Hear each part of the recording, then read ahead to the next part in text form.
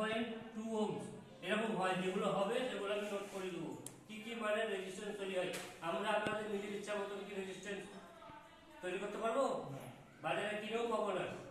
তো রেজিস্ট্যান্স নির্দিষ্ট মানে বিক্রি হয়, নির্দিষ্ট মানের রেজিস্ট্যান্স আমাদেরকে দোকানে গিয়ে বলতে হবে যে এত মানের রেজিস্ট্যান্স দেন, তবে দোকানদার দিবে। তুমি যদি গিয়ে তোমার ইচ্ছা মতন বলো, দোকানদার খুঁজেই পাবে না, কারণ ওটা তৈরিই হয় না।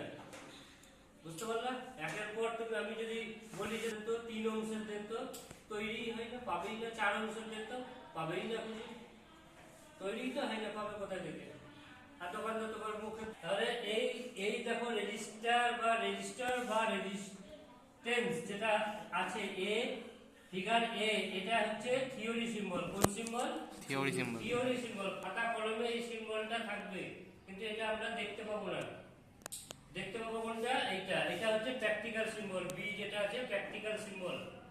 প্র্যাকটিক্যাল সিম্বলটা ঠিক এরকম ভাবে দেখতে, এবং কালারিং হতে পারে, বিভিন্ন কালারের হতে পারে, সাদা হতে পারে, সবুজ হতে পারে, নীল হতে পারে, কালো হতে পারে, হলুদ হতে পারে, যে কোনো কালারের হতে পারে বডিটা। দেখো ওখানে যেমন একটা কালার আছে, ওইটা হচ্ছে একই কালার, নিচে একটা কালারের আছে, ঠিক আছে? বিভিন্ন কালারের হতে পারে, কিন্তু পুরো বডিটা যে কালারের হবে হবে তার উপরে 4টে কি 5টা দাগ থাকবে। দাগগুলোকে কি বলা হয়?